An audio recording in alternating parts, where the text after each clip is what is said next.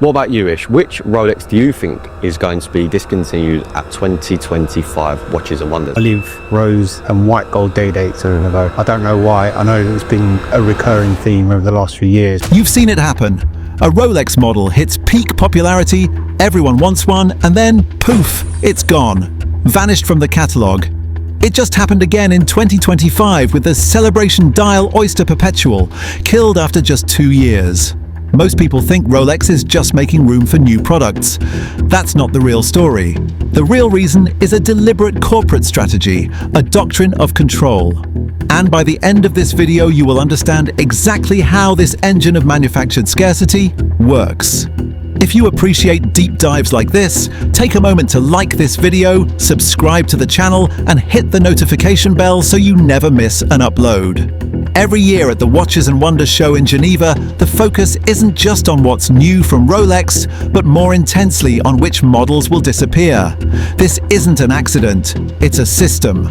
Rolex calls this system strategic erasure, and it's how they turn mass-produced steel watches into mythologized financial assets.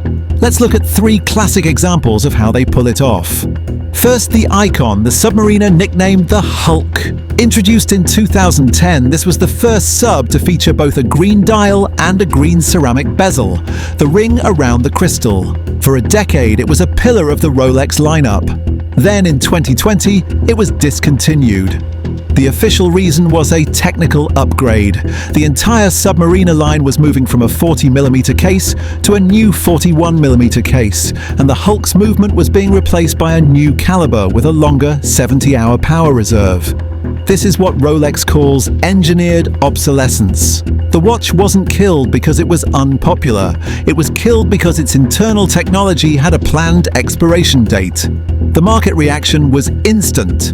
A watch that retailed for about $9,350 soared, quickly trading for between $15,000 and $17,000 on the secondary market. Today, it consistently commands prices around $20,000. Next, the innovator, the GMT Master, too nicknamed the Batman. When it launched in 2013, its black and blue bicolor ceramic bezel was a world first, a technical feat Rolex patented. For 6 years, it was offered exclusively on the sporty Oyster bracelet. In 2019, Rolex executed a masterstroke. They discontinued the original Batman and simultaneously launched its replacement. The new version had the upgraded 70-hour power reserve movement, but with one critical change. It was only available on the dressier 5-link Jubilee bracelet. Collectors immediately nicknamed this new version the Batgirl. It wasn't until 2 years later that Rolex brought back the Oyster bracelet as an option. This move was strategic fragmentation. Rolex turned one watch into 3 distinct, highly desirable collectibles: the original Batman, the new Batgirl, and the modern Batman on the Oyster. The price of the original skyrocketed from around $9,000 to a peak of $22,000. Finally, the hype beast, the colorful Oyster Perpetual. In 2020, Rolex injected its entry-level watch with vibrant lacquer dials, turquoise blue, yellow, and coral red. Fueled by social media, this release was a cultural phenomenon. The 41mm turquoise model, nicknamed Tiffany, became impossible to get. Then Rolex began to deliberately extinguish the fire it started. In 2022, they discontinued the 41mm turquoise. Then they axed the coral red and yellow dials entirely. This was a masterclass in trend control. Rolex created extreme desire, then surgically cut off the supply at the absolute peak of demand, locking in the watch's legendary status. The market impact was insane. A watch with a retail price of about $5,900 saw its value explode, hitting peaks over $35,000, with some examples reportedly exceeding $60,000. These cases reveal that Rolex's strategy isn't based on one reason, but 4 interconnected pillars. Pillar number 1 is perpetual refinement. The official story is that Rolex is always improving. The Hulk and Batman were retired for better movements. But here's the cynical truth. The very new generation movements that replace the old ones have been the subject of persistent criticism. Owners and watchmakers have reported a recurring issue where these movements suddenly lose accuracy, dropping 20 to 30 seconds per day. So could these discontinuations be a way for Rolex to quietly fix a flawed movement platform without the bad publicity of a formal recall? It seems entirely possible. Pillar number 2 is strategic portfolio curation. Rolex is a ruthless curator of its own brand. In 2025, they retired the entire range of colorful and metallic dials from the Oyster Perpetual line, replacing them with a new, more conservative palette of matte pastels. It was a total aesthetic reset. They did the same when they discontinued all GMT Master 2 models with a single color black bezel, likely to create a stronger visual difference between the GMT and the Submariner. This is about absolute control over the brand's image. Pillar number 3 is manufacturing reality.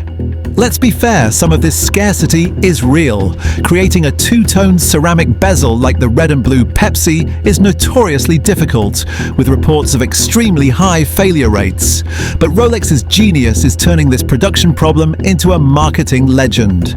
A bottleneck in the factory is spun into a story of uncompromising standards and a commitment to quality over quantity. They transform a manufacturing constraint into a powerful catalyst for desire.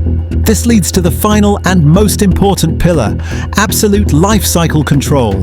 Discontinuation is the ultimate power move. It's how Rolex transforms a product into a finite asset. And recently, Rolex has extended its control beyond the factory and into the secondary market with its certified pre-owned program. This creates a brilliant self-reinforcing loop. First, Rolex discontinues a hot model like the Hulk. Second, its value on the secondary market skyrockets. Third, the Rolex CPO program is perfectly positioned as the most trusted and highly profitable channel to trade these very assets.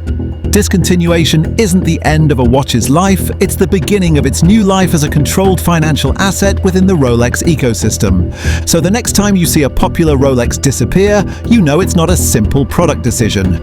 It's the discontinuation engine at work, a complex machine fueled by technical evolution, brand curation, manufacturing realities, and, above all, a strategy for absolute market control. As a quick reminder, this information is for educational purposes and is not financial advice. Now I want to hear from you. Which discontinued model do you think was Rolex's most calculated move? The technically obsolete Hulk, the fragmented Batman, or the hype-fueled Tiffany Oyster Perpetual?